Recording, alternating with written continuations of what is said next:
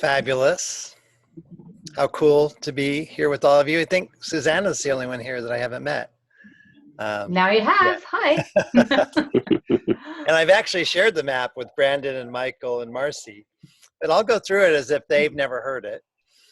Yeah, please. Was there something we were supposed to download ahead of time? Nope. Oh, okay. You're good.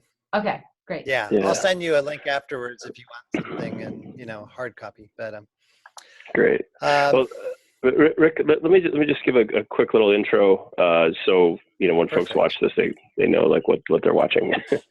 So, welcome everyone. This is the Practitioner Symposium, where we get to share our gifts with our colleagues, and just get to learn from each other, because we've all been doing great work, and now we're starting to network this knowledge and empower each other. And that begins by just like opening the kimono and saying, "This is what I've been doing."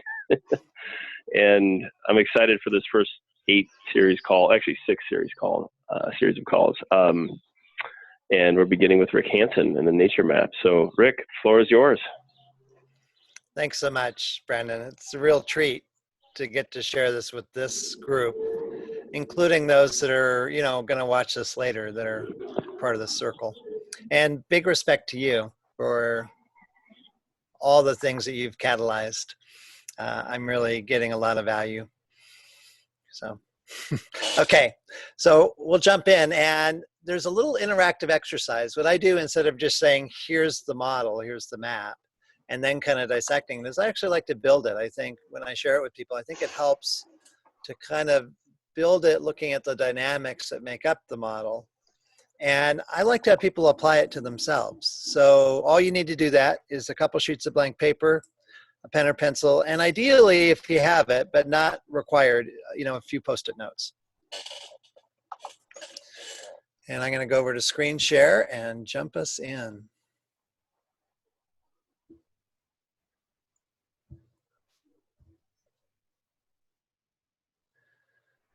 Okay, so nature's reinvention map. I often just call it nature's map when I'm shortening that. This is something that a model that I've been using for about 25 years now, mostly sharing it with midlife professionals going through a big change around career.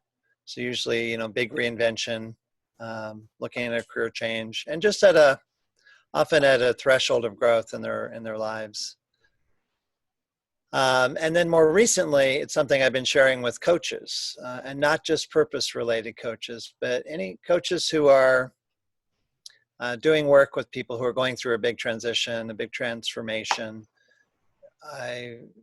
So like even like relationship coaches, health coaches, people who are walking with people on some kind of a journey of change. Just to frame it around purpose work, it's a wonderful intro.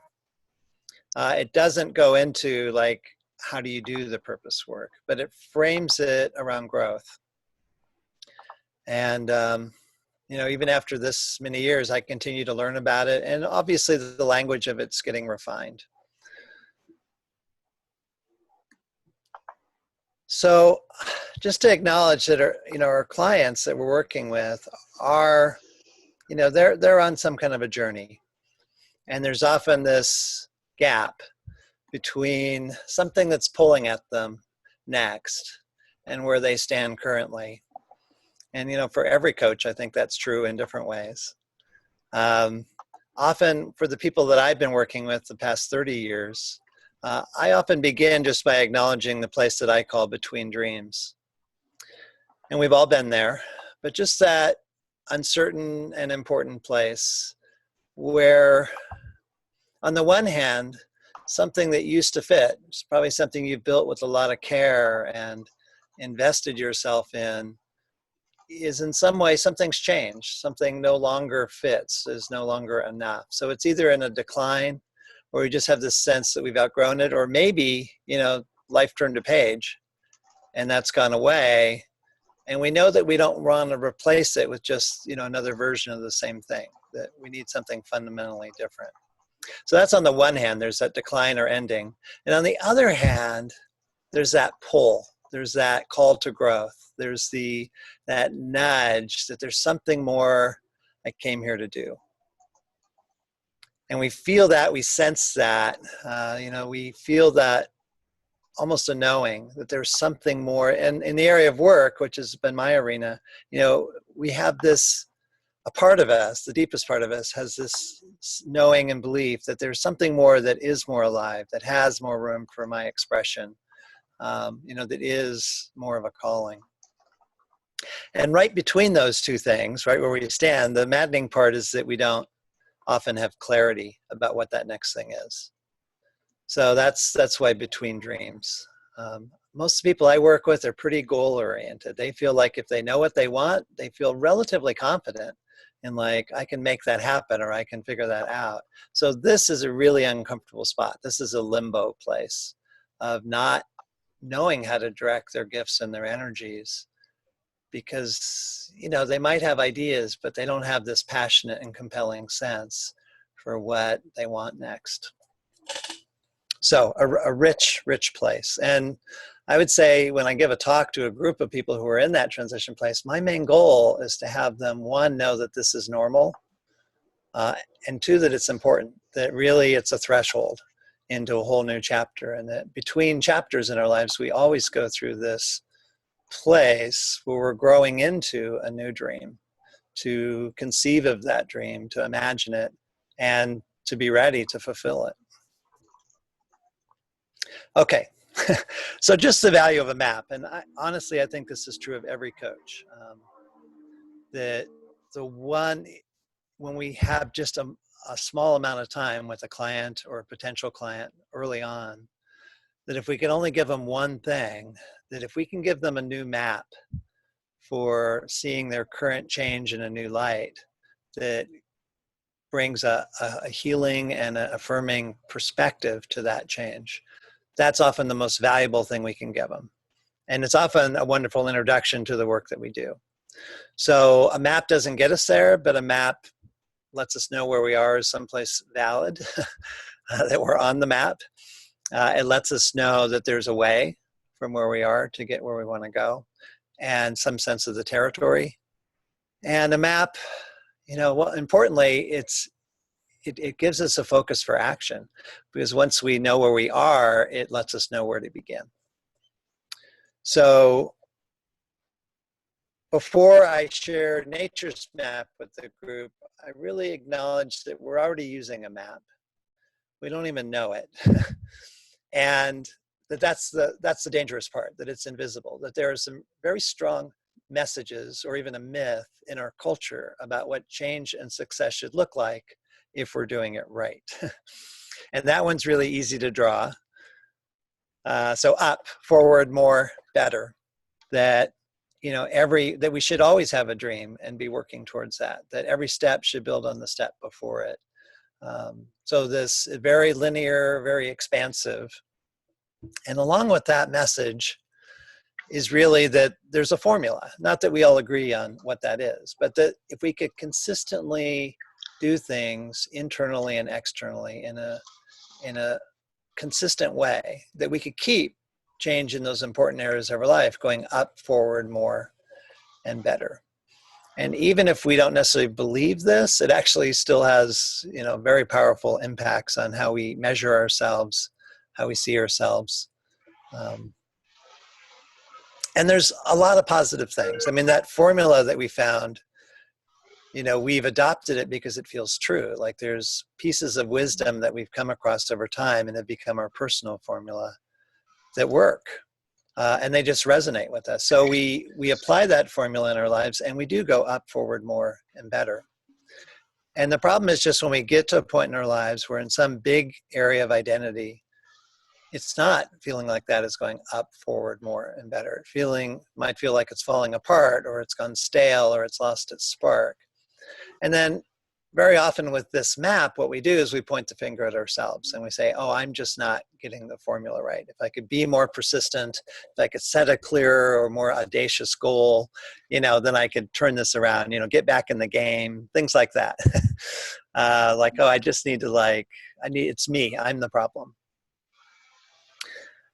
What I do like about this, and I think there is wisdom in this expansive thing, is the expansive part is the part that I resonate with, is that I think something important in this is it says we came here to grow and we can become more than we are. And, that we are creators. So that I love. The problem is that it really, really is divorced from nature, because you don't see this kind of growth in nature over time. What do we see in nature? So, we see waves, we see curves, we see spirals. And really this map is based on that in every part of nature, when we look at growth, what we see is we see natural cycles. So this is a cycle map, a circle map. And so when I share this with a group of people going through change, and I'll share these same principles with you, though when I train coaches in this, they often will change these because they are having the map carry a particular message to people. But the first map principle I have is that growth unfolds in natural creative cycles. Not a new idea. Obviously, many times in history, at different times, particularly in cultures that live close to nature, that was the map, because they saw that all around, and they intuited that that's true for us as well. In psychology and human development, it's still not go back to that. In psychology and human development, it's still not the main theme. It's become a voice, wonderfully. But you still see a lot of pyramid models, kind of up more, forward better. This is where I kind of, before I go to excuse me, before I go to the next step in building the map, this is actually where I have people begin to apply it to themselves. So if it's with an audience, I'll often have them, turn to one person if we have enough time and just talk about an area that they're between dreams and just share a little bit with like that to get that buzz in the room. But I have people make a short list, like 3 things is great, maybe up to 6, but just they make a short list for themselves of like the big areas of their life where they tend to, dream their dreams or set their goals, or just where they invest most of their love and energy. And I give them this list just as a way to think of things. So often people have different ways of naming these that feel right for them. So around work, often I'll have them create a separate item on their list for job and for career, because sometimes we're at separate points with that. And as coaches, often that would be like our business. And then the bigger thing, the calling that expresses. Relationship can be a lot of different things, partnership, whatever that is, whatever we have or wish to have. And, I'm parenting my 15-year-old son. So for me, parent is definitely on this list. That's at the heart of my life. So you just come up with those. And then if you have Post-it notes, or you can even just make little scraps of paper. Even on Post-it notes, you can take the sticky side and kind of tear a couple strips so they're smaller. But you just put one of each of the things on your list on a separate Post-it note, because then we'll map you as you create the map. And the second thing to do is on a blank sheet of paper, just create a big circle. So you'll be, actually drawing your own map as we do this, and you'll be mapping yourself on it. So the first dynamic we're going to add as we build the map is by drawing a line here across the circle. And this is one of the big rhythms in the natural creative cycle. And often I'll reference some work done in human development. Those of you that are in that field will recognize it as Levinson's work and others after. But really that in the area of human development, there was a study done where what they were asking was, once we've done all that development stuff and we're adults, how do we grow and change from here? And it was a longitudinal study, so they took a large group and followed them for many years. The first study they did, they just took men. And then years later, they came back and they just took women. But one thing they found, because what they were looking for is patterns, and one thing they found hit them over the head. They were not expecting it, but they found that every single person, without exception in the study, as they followed them over time, they began to see this alternation between 2 periods of time in their life. And one of those, up on the top of this, they called a life structure. So a period of time where there's a predominance of stability and structure in our life. Not without, not without some change, but predominantly stability and structure. And really in the external world, kind of a fit in some big areas of identity like work and relationship. And over time, they found that that always alternated with a period here on the bottom of the map that they talked about as transition or life transition. So just a period of time where there's a predominance of uncertainty and change, hopefully with some elements of stability, but predominantly uncertainty and change, and very often without a clear sense of fit in some of those external areas of, in the external world with some big areas of identity like work and relationship. And when they first began to see this, they thought, oh, maybe this is like, the midlife crisis. And instead they found it wasn't a one-time thing, that this was a regular movement over time, more than once. And then they went to look at like, oh, does this happen at a certain age, or is there a certain amount of time in these different areas? And they did not find something that was true for everyone. They instead found that it was more individual in the pacing, and also that even in different areas of our life, that the movement might be slightly different. So what I have people do at this point, and I'll have you do this if you're playing along and mapping yourself, is take those Post-it notes you created or the little pieces of paper where you put, some of the big pieces of your life, and put them actually on the map you're drawing there. So stick them up on that life structure area for that part of your life. It's currently predominance of stability and structure. And the same thing for those parts of you that are down in the transition zone. And usually people can do that pretty quick. But if someone's confused, I say, if you're not sure, just put it on the line in the middle. So the map principle that I'll talk about if I'm giving a talk on this is just that we grow into our calling. And so many people around calling, they really feel like, oh, I should have known that when I was younger, or we're envious of those people who, we hear did. But the reality is, and I know all of you know this, is that we grow into this, that we find these fits in the world that are wonderful fits, that are, perfect for that time. And that because we came here to grow, we outgrow those fits, particularly with the rate of change speeding up. We see that so much more clearly in our time. So we outgrow these fits with the world. So this map gives us a way of talking about that process of finding new fits in the world, of leaving those old fits, and of that uncomfortable period in between. It also, I think it addresses the growth part, that in many ways it defines this as a spiral, because every time we outgrow a fit and we go through that period of discovering in ourselves and then discovering in the world what that new fit is, it's something bigger. It's something that has more of us in it. It's something that is more true and a stronger and purer expression of our calling.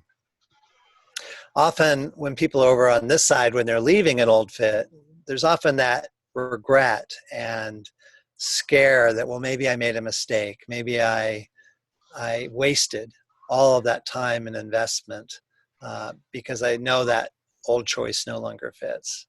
But almost always, and I reassure people when I'm talking, that almost always when I'm working with people here where they're entering into a new and more alive and a better fit around work and other areas of their life, that they almost always look back and they are just dumbfounded by how perfectly that past structure and the past journey, past chapter really prepared them in amazing and synchronistic ways for what's next. Okay, so we're going to add our second dynamic of the two rhythms. And this is, and you can draw this on your map if you're mapping yourself, is we draw a line from top to bottom, really creating a left hand and a right hand side. And what's important about this is that it's about the movement of energy around the circle. And it also acknowledges the size of the circle we're drawing here is really about the life cycle of vision in our lives. So over here on the left-hand side, this whole half of the cycle is really energetically, it's a stepping out. moving out into the world, a movement from uncertainty and change towards stability and structure. And for this half of the cycle, we have two things. First is vision. Even in our early life, it's often, even if that's not super conscious, but we still have this internal imagining of what we want to move towards, what success would look like to us at that point in our lives. And two, we have the available energy to follow that, to build that. So on the other hand, the other half of the cycle, energy is moving in the opposite direction. It's a movement from stability and structure towards uncertainty and change. So it's a stepping in, a stepping back. For this half of the cycle, we don't have a clear vision. We almost always have goals and we have plans, but we don't have this compelling and passionate sense anymore of that North Star.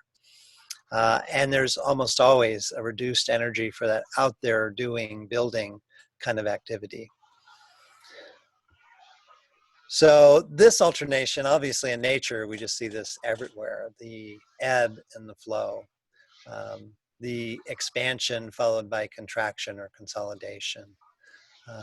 In cosmic levels and even just, down to the human body, the beating of the heart. I love just breathing as this, we don't think about that, but you can only do one half of this for so long. So it's about vitality. On some level too, it's also about the alternation. This is on a bigger scale, but it's on that alternation between the doing and the being and the ways we're stretched and grown in both those arenas. So welcome, Dustin. Thank you. All right. So for the way you're mapping yourself, what I'm going to have you do now is go back to those Post-it notes you put of the different parts of your life that you're mapping here. And for those that you put up on the top of your map in that life structure area, now move them to the right or the left for each of those areas.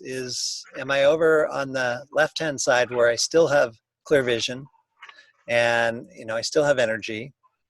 Or is it over on the right-hand side where you're still there, but something's changed and the vision's not as clear, or there's been a reduction in energy?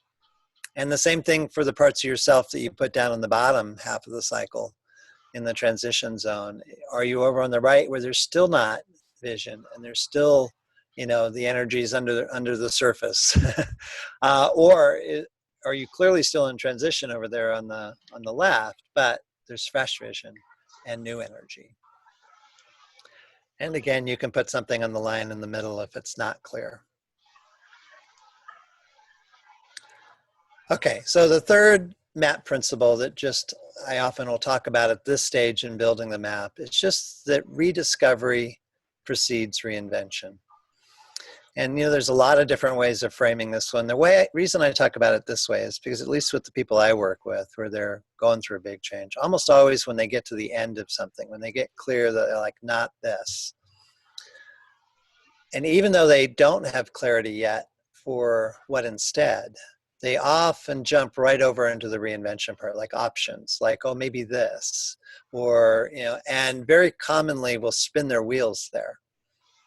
And so just to realize that the rediscovery precedes that there's a phase in the cycle, which really talks about the value of that stepping back part, that almost always before a new chapter, in fact, always before a new chapter, we're going through a time of intensive personal and spiritual growth where really we're changing we're redefining who we are. We're stepping into ourselves in a new way.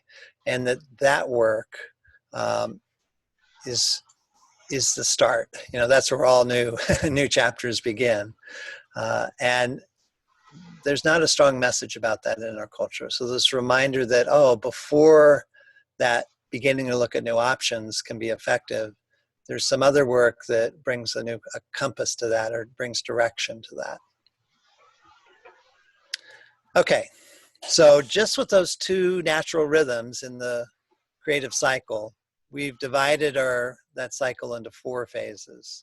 And that leads us right into map principle number 4, and that's just that the rules change.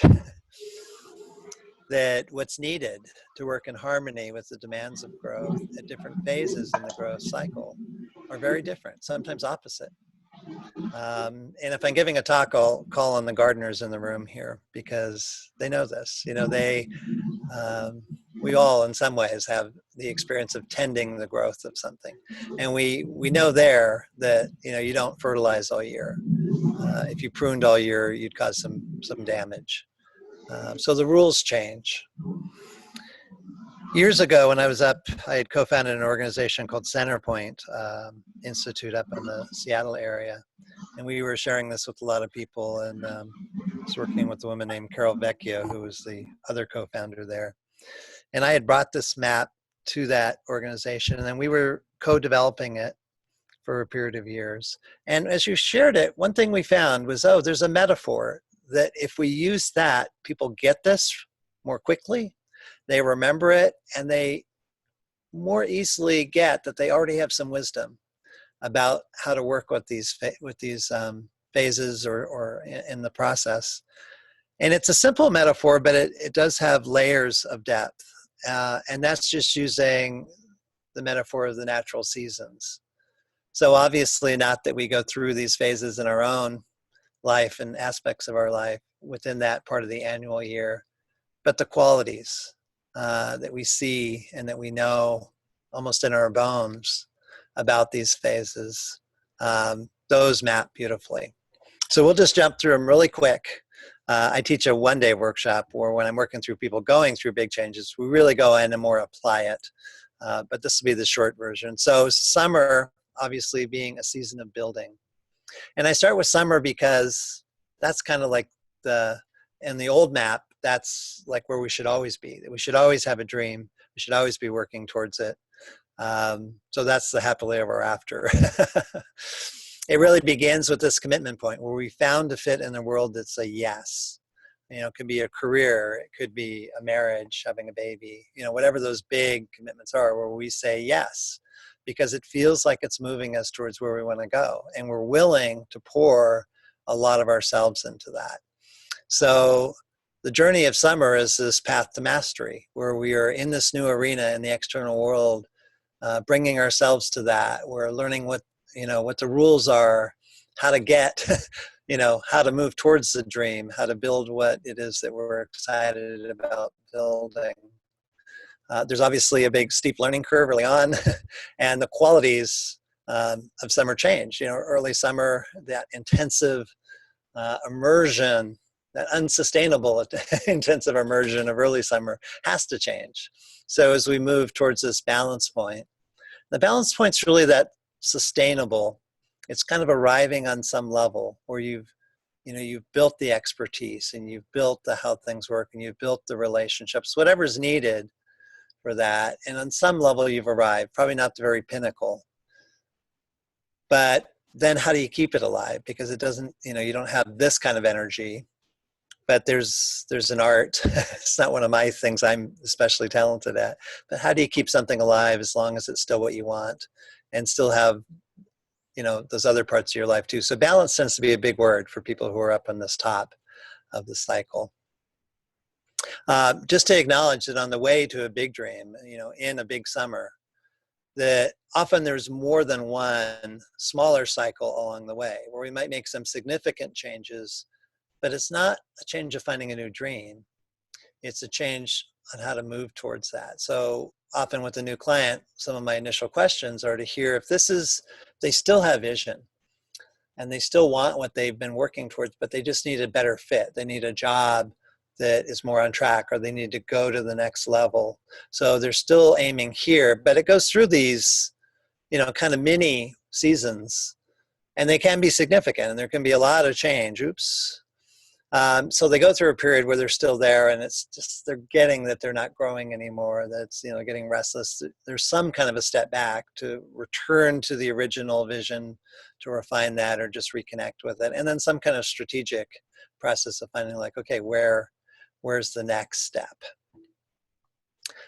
So that's big. And when you mapped yourself up in when you were putting the parts of your life up in that life structure area, there might be some areas that you put yourself in this right-hand side of, where as you look at it closer and as we talk about it more distinctly here, you may find, oh, that's one of these smaller falls or smaller restless periods as part of a longer dream.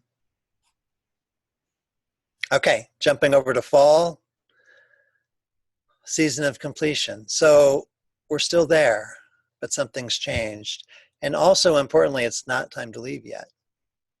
So we're still in something that we've built, but it begins to feel different. There's been a shift. Often we find ourselves on the outside looking in and we're starting to question it.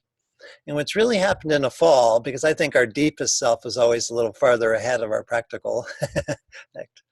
In my experience, it always is.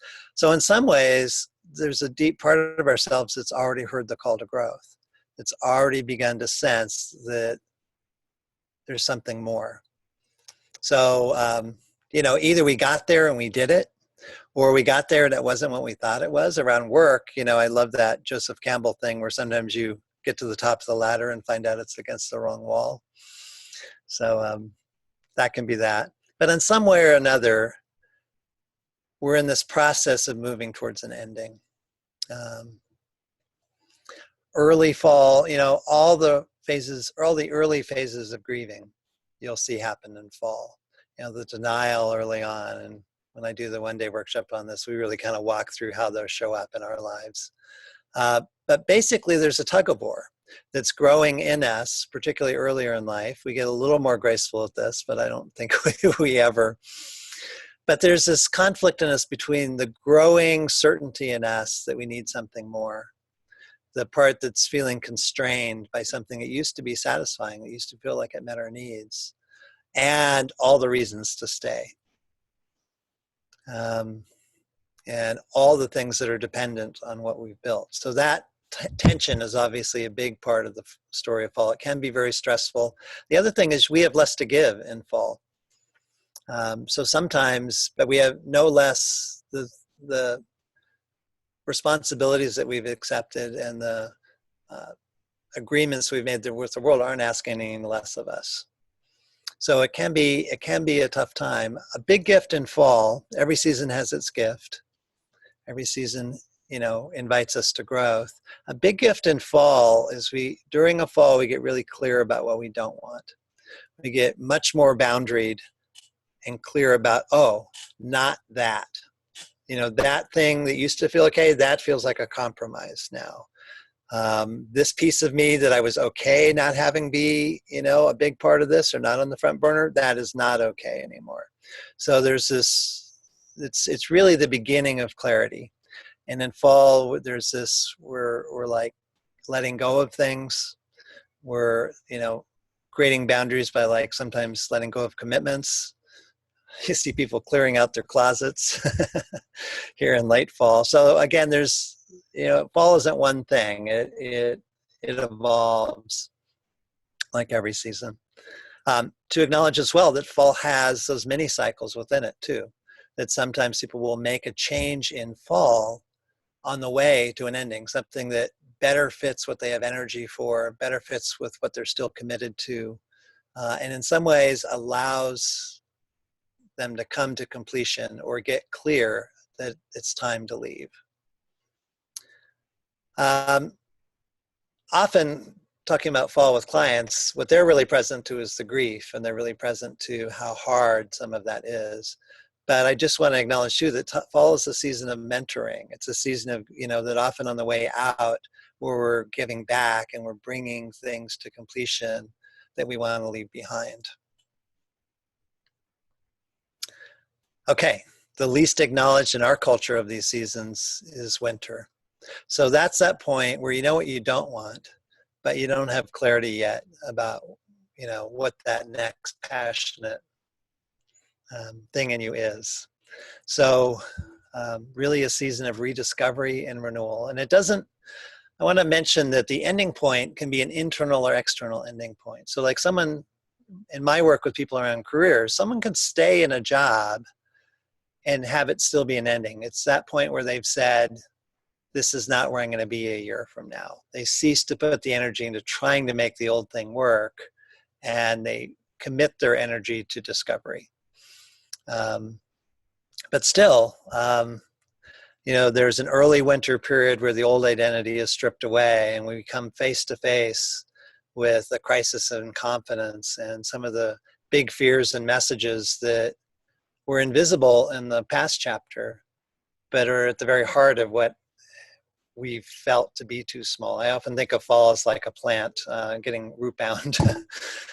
So there's this big empty spot in early winter, often some level of depression, just where, the sap is in the roots, but leading to a rich period of discovery in late winter where we're really reveling and stepping into ourselves at new levels. And obviously in our work, working with people around calling discovery or as purpose guides or whatever work you do, this is often where the heart of the purpose work is. And it's a joy to get to guide people in that process. There is so little in our culture about that this even exists and how to do it. For me around career reinvention, that's always the biggest question is like, well, how do I find my passion? That's where people are most confused, and for good reason. So winter leading down to this point of what I call new fire. So that's just that point where, it's not in our head. That the change that happens in winter is always a change of heart. It's always a deep soul change. And the new fire is where we're standing again. We've committed ourselves to what's true about who we are in, great clarity about this is the gift I have to offer. This is what I'm here for. And this is the difference that I want to make. So we really have committed ourselves to what we know to be at the heart of the next chapter. And, scarily without necessarily knowing how or even exactly what that's going to look like. But it's really a commitment to ourselves on a deep soul level. Leading us right into spring. So that bridge, obviously the whole bottom part of the circle, is the hero's journey. And it's, fun to map that way, that call to adventure and in fall and our refusal. And then, the early parts there. So this is the return journey and the hero's journey. This is where there's something new in us that we're bringing back to the world. And, the big questions here is like, where's the fit? Where's that needed? So early spring being such a time of learning and exploration and connecting, where we're really following what we know. We're following what's alive in us now and having that lead us into what we need to learn, what we need to know in order to find like where out there, where's the job, where's the relationship, where's that thing that's aligned and where what I bring is valued and the difference that I'm here to make is what's valued and needed. So early spring is really that kind of, if winter was the why, early spring is kind of the what in the world. And then late spring is the how. It's really the business launch or the job search or the, relationship launch, all of those things. And I didn't say this in winter, but obviously both winter and spring can have those smaller cycles within them. Super helpful working with people in winter who are going through a job search because, most people I work with are still employed, but someone's not, they still have to work. And, how do you do that if you don't have clarity about where you're going or what you have to offer? So it's often super helpful to have some of those transition structures, those temporary fits that are like, perfect for now. That somehow support the process and also support other needs. In spring, sometimes we'll have those, we'll have internships, we'll have exploratory or prototyping type of fits that serve the process and move us forward. Okay, one more big piece to the map, but that's really the phases in the cycle. And I know just sharing it with you guys, everyone listening, both those of you here now and those listening to this recording in the future, this stuff at layers that most people I get to share with don't. So I celebrate that. The gift of knowing where you are in those phases is, owning them. And that's usually the first work.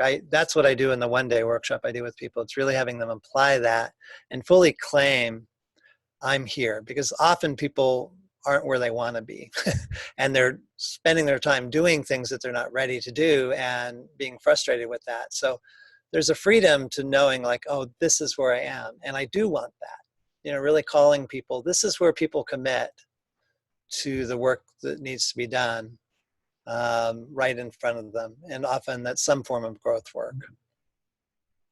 So this is the one-day workshop I do. I have all my slides up here from when I do this with, when I share this with either coaches or people going through change. I do a 6-week program where I license people and using the map and help them make it theirs and integrate it into their practice and their marketing. And this is the big work I'm doing now. I'll just mention it since I'm here. But so the 2 main things I'm up to now, besides continuing some work with people going through their reinventions, is I'm training coaches in Nature's Map, coaches of all kinds. And then the biggest work and the thing closest to my heart is I'm training calling coaches. So that's just how I talk about people who are, guiding people to find their soul's calling and then express that with fulfilling work. So a very small niche of people who are called to that. And I can't even tell you how much I love getting to pass on what I've gathered over 30 years and help them integrate, the things they've gathered. That's super cool. Okay, final piece here. Hi, Tamar. Final piece, and then we'll open it up for questions and comments and discussion. So the last map principle, and I think a really important one, is just adding a circle right at the very center of the map here, right at that crossroads. And I just call it center. So this is acknowledging higher self. This is acknowledging the spiritual element. And just while the biggest part of our, our daily awareness and our personality is traveling around the rim of this circle and is being stretched and grown in, amazing ways in every season, that, the deepest and the most essential part of ourself doesn't travel the rim of this circle. And that, we've all had that experience when times we're in greatest chaos or greatest uncertainty, where when we are fully present, fully in the moment, and when the heart's open, then in that moment we have access. We know we have hope and perspective. We have that knowingness that, everything's in place and that life is beautiful. So I really importantly call this out when I'm sharing this with people going through big transition, because it's a reminder that that's essential. That's a source of guidance. That's where we're most in touch with the inner guidance. So the map principle I use for that is just that our calling is a co-creation, that the thing that we came here to do, that life, spirit, the divine, however you word it, wants that for us, is nudging us and supporting us, that we're given signs and that we have access to guidance internally for the knowingness of our individual steps as we, travel around these cycles and this growth in our life. So, and that often when we're in big change, people are often going through a process of finding deeper access to their spiritual core and are wanting that. So not only is it important to be tapping it and doing whatever practices are the things that bring us to that place of hope and perspective and openness to guidance, but often we're finding new depths of connection and access. Okay, so that's the map as a whole, and feel free to unmute yourself and jump in with comments and questions. And awesome, Rick. It's Brandon. I got a couple questions. Would you mind? Yeah, there we go.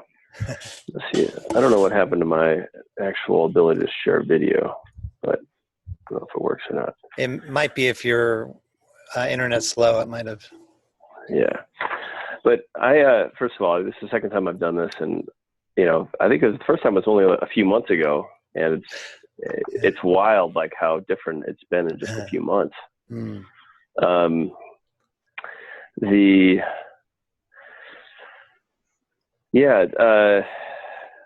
don't. I guess my question is, if I don't see a ton in winter, does that mean I have a block, or does that mean is it possible to not have a bunch in winter at a particular time? Yeah. So two things to acknowledge. One is the way I language this. I language this because most people I work with are midlife. And you'll see a big resonance with people in midlife to this. You also see resonance with people like at a quarter life transition, Mm-hmm. but you might language it differently for different ages and different populations.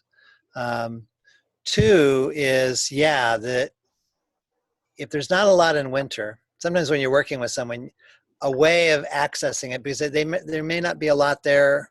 One, it may mean that they haven't been there.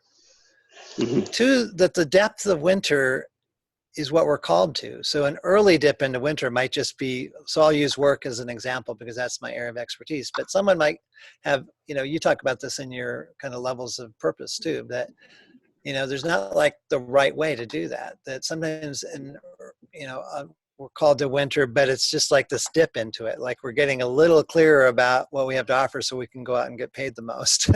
And then we might take a second dip through winter where it's really about satisfaction. It's really about like, oh, I want the values of where I work to fit. I want, more of my strengths. And then of course the deeper dip is really calling. That's where purpose is the anchor of that, and where we're finding all the ways that our gifts and blessings align and design us, perfectly for that. So one way to talk to people who don't feel like they've done winter is just to acknowledge that, if there's not a support for that, there's a price. Sometimes we'll like skip through it really fast because it's so scary because we don't have the support. And also, though, you can ask people, have you been through a time in another area of your life where you went through a deep grieving or a time of big transformation? So sometimes that'll help. They won't be thinking about that as a winter, but they'll go like, oh yeah, it could be a relationship breakup. That's, big area of identity.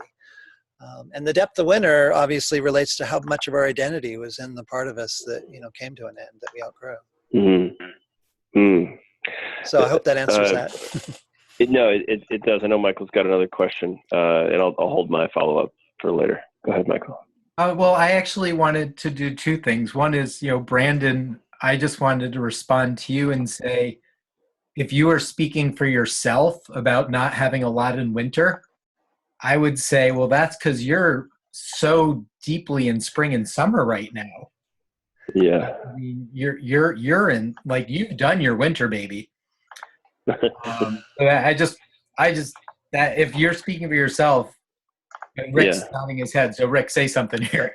Well, just clarifying, because I may have misunderstood your question, Brandon. You mean that when you have the parts that you spread out on the circle, is it okay if there's not a lot in winter currently? Yeah, that's what I'm saying currently. Like, okay. Yeah. I misunderstood. I thought you meant with clients that you're working with where they haven't seen a lot in winter. No, one, it's good to acknowledge for people that, you're not in one place, right? Mm-hmm. And that, we're being grown in each of these seasons. It's not like winter's the right place to be. It's just, that's where we need to be at times. So, and, so once we leave winter, I mean, gosh, a whole new level. I mean, so obviously that dance with fear and doubt is a huge defining part of winter, but gosh, in spring and summer, don't you hit some whole new levels of that and whole new flavors? I can speak very personally about that. Mm-hmm. So the way that spring and summer test and refine and, take the thing that we touched into in winter and really, now we're living the path. That's all, we're on the edge of that. So one, to let people know, I often say, like, where's the right place on this to be is kind of a trick question. And it can be fun when you're getting to do deeper work with people. We do this sometimes in the one-day workshop where people will see like how each place they are is a classroom, and they identify like, oh, the way I'm in summer now is a classroom for me for this kind of growth. And they start to see there's this theme, like all these places where different part of ourselves are in a little different part in the creative process are actually all tapping into a similar theme about the way we're growing currently. So Brandon, you can do your follow-up because that's what I was calling to be said. Well, I can hold it. I want to see if Tamara, Dustin, or Marcy have stuff they want to ask. Hey, Rick, this is Marcy. Oh, so go ahead. Hey, Marcy. No, go ahead. Hi. Well, one thing that I said with Brandon when we were kind of brainstorming these calls is that I was just really curious. I know this, Rick, because we've talked, but Yeah. if you can kind of share like why you do what you do, why is this your passion and purpose, and how did you get here? That was what to me was so fascinating about a little bit of background of everybody in this group. Yeah, I'm not sure how to answer that one. Thank you, Marcy. I love sharing this with you when we did that one-on-one. Yeah, I mean, I was lucky to come across this path early on for me, and it's certainly gone through my reinventions and stepping into it as I've gone. And it really started off around a book I read that, it was the book Work with Passion. When I really realized, well, I got a view of someone doing this kind of work with people around career, but I also realized that ideal, that work is love made visible, that work, that I had always assumed that it had never occurred to me that people might not want that or idealize that. So that was when I found the fit, and it's continued to grow from there. Obviously, my love is the winter arena, that work, with clients who are going through that big hero's journey, is the thing that jazzes me every time. And at this point in my career, just getting to catalyze that, to have people who are out using the map with their people, who are bringing it to their speaking or using it as a way to attract the right clients. So I don't know if there was something else I touched on when we talked, Marcy, that struck you different, but. That's perfect. Thank you. There was something I got nudged to just include, and that's that when I share this with coaches. So obviously what this map doesn't do is it doesn't go into like, how do you do the purpose work and that. It's really just a framework that invites that and has people look at where they are. So it frames it within a bigger growth process. When I do like a one-day workshop, where you get to go deeper with someone who has the basic framework, that's when you get like to have the map insets, where you get to say, okay, if you're in winter, because most of my people, that's where they really want to know, like, how do you do this? So then you can really bring in the maps you use, the models you use for like what's required there, what's needed to move through this part of the territory. And usually that's, then you have another model or another set of things that are so helpful for people to go, okay, well, no wonder.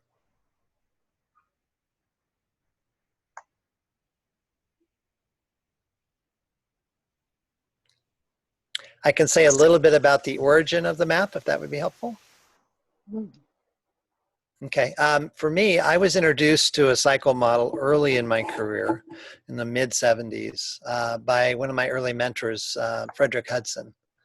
At that time, he had an organization called Mid-Career Development Institute, later became Hudson Institute of Santa Barbara. And he has a couple good books out that basically his model came out of adult development work.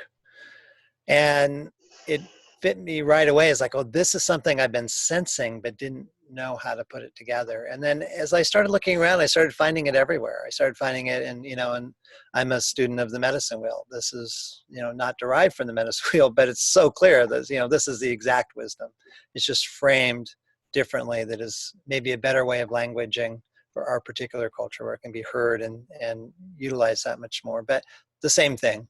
It's really, and then you find it all over. So I started finding it all over, and I was aware of some past life stuff too, where I got to work with this. So that was like, oh, interesting. But anyhow, so it's just developed over time. It is there. This is something ancient, and this is one way of framing it. That I've consistently find with groups of people that if they're going through change, it's powerful. They remember it. They share it with friends. It's a wonderful gift to give people. So Rick, Yeah. So this is the second time I've been through this with you, and the first thing I want to say is how calming it is.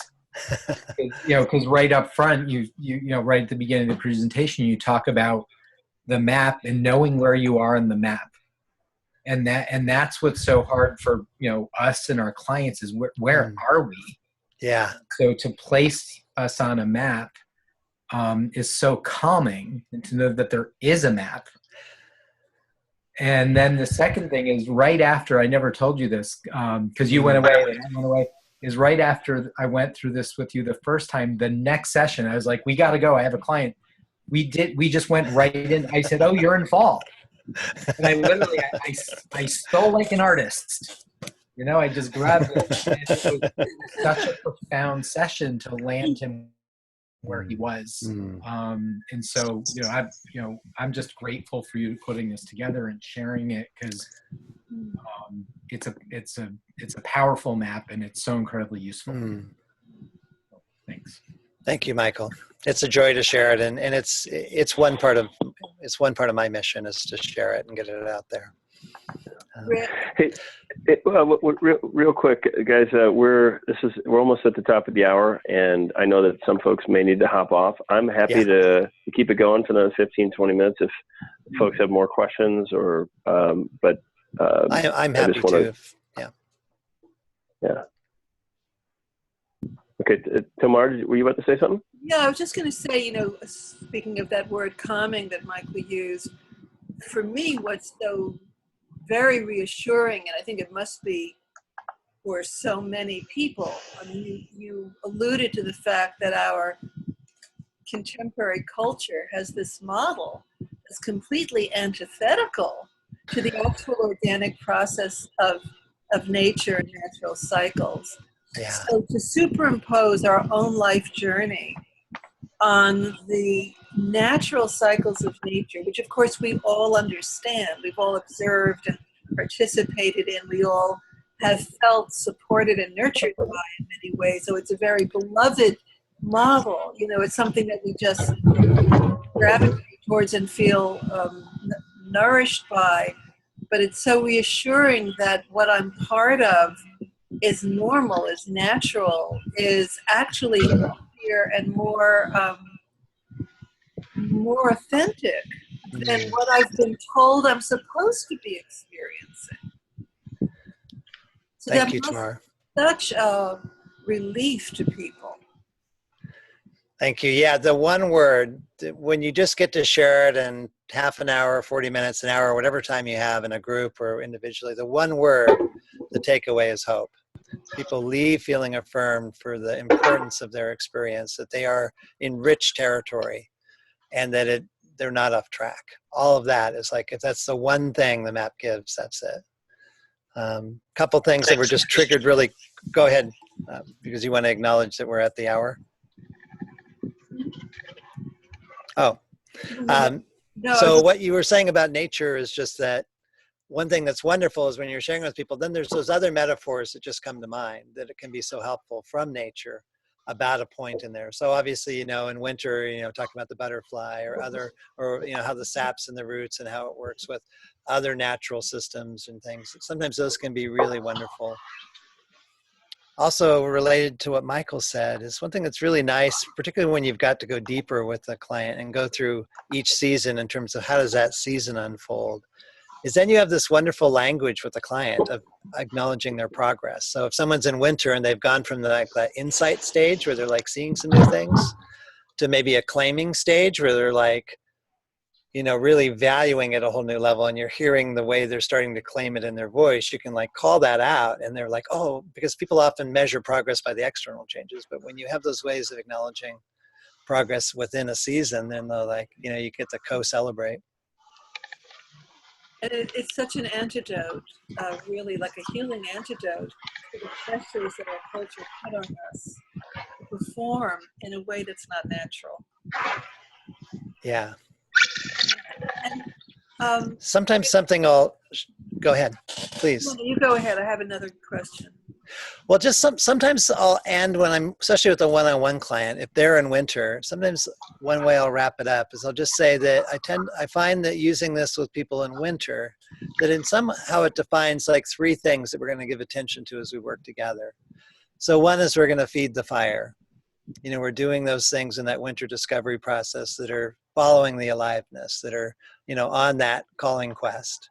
And then two, we're going to dance with fear and doubt.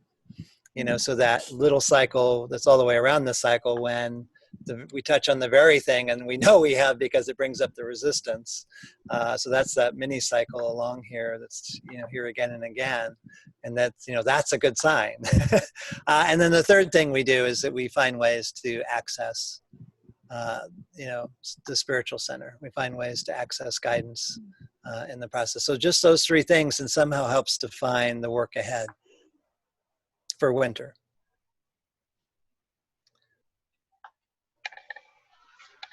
A powerful teaching. Such a great takeaway. I have another question if you guys are open to it. Rikk, I was wondering, because one of the things that I started to see is an overlay on this, and I don't know if it fits or not, but I've seen recently this almost like color wheel of emotions. And it's, it's like nested, like you get this kind of some core ones in the center, and then it kind of breaks out into more specific types of feeling.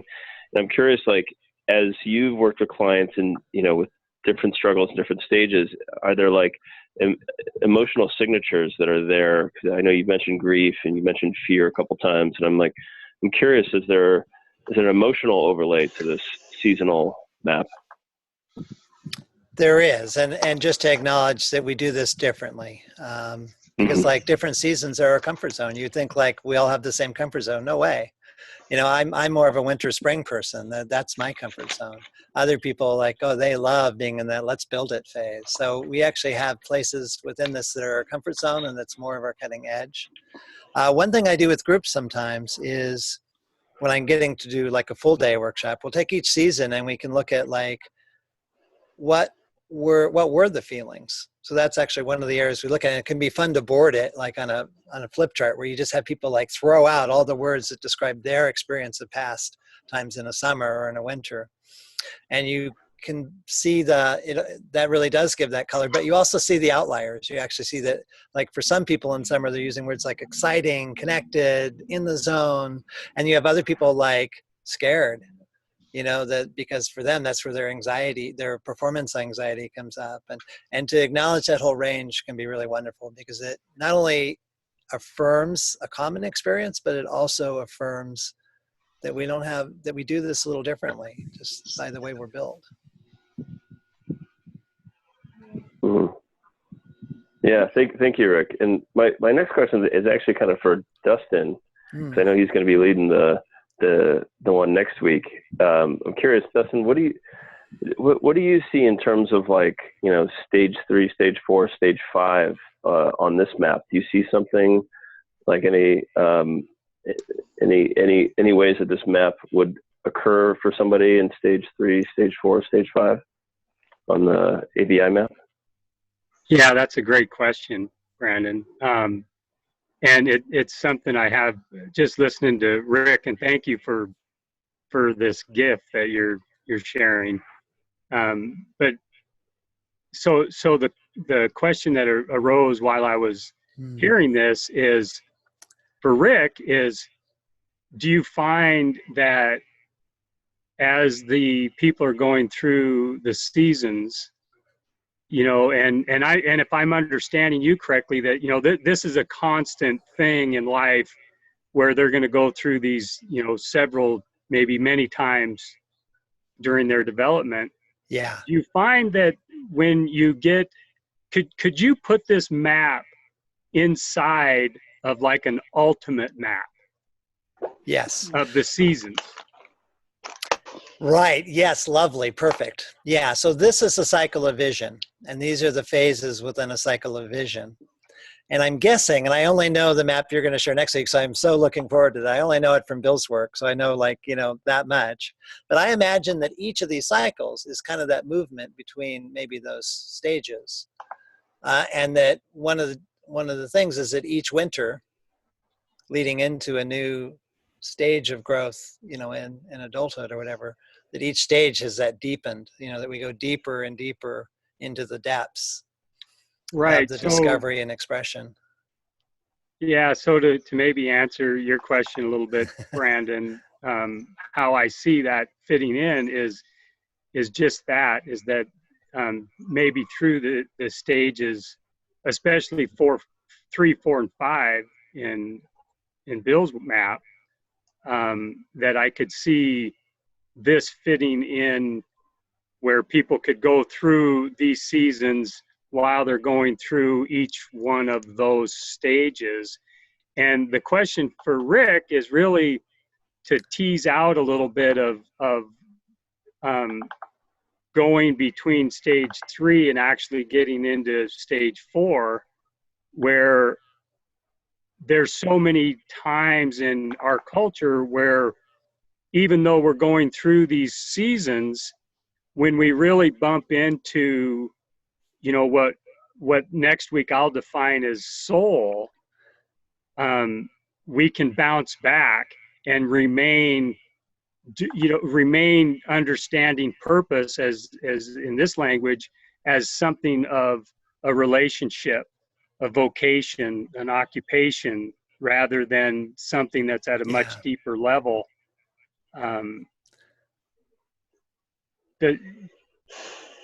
So if I understand, and I'm just correct me if I'm not understanding what you're asking, right? But in some ways, I think that's built into this map, that the natural movement of vision, that once we've tapped into a deeper level of that soul, that claiming of calling, that it has to get out. That, you know, you can't not. So that's why I love talking about a calling, is what you can't not do, is that it needs to move. You know, by its nature, moves us into giving it, and moves, you know, that we need to do it in the world, that's its expression, that's its fulfillment. Am I on track with that, or am I mishearing what you're asking? No, I think that's right. That's what I'm trying to express, is that, and the key is always helping somebody understand and experience what that is. And that's where, you know, that's where our work at Animus really is helping them start to really understand that mythopoetic level, rather than you know, what Bill would call a middle world level of social roles, and that kind of thing. So it's one of the questions that I always ask people when they start dancing around this particular area is, you know, when we're talking about our own unique purpose, our own unique essence, I ask if somebody else also does that. And if the answer to that's yes, then we're not there. Because then we're talking about a delivery system. Yeah, right. Instead of a real soul essence and soul purpose, if you will. I love that. This is so cool to get to have this conversation in this setting with you know, like this. Yeah, for sure. Thank you, Brandon. Yeah, you got it. You got it. I'd like to bring us to a close, but I want to take the opportunity first just to thank you, Rikk, for so generously sharing it here. I know you've already done it with Michael and Marcy and myself. And it's been very enlightening, and it's obviously just the tip of the iceberg of the depth of what you do and what you're offering. This is, again, it's just the beginning. So thank you, Rikk. Cool. Thank you, Brandon. As you can tell, it was a joy to share. Yeah. And I look forward to next week. Thank you very much, Rikk. Thanks, Rikk. Yeah. Yeah. We'll see you guys next week for Dusty and the AVI Soul Centric Wheel. All right. Looking forward. Okay. Bye, everyone. Thanks. Bye. Bye.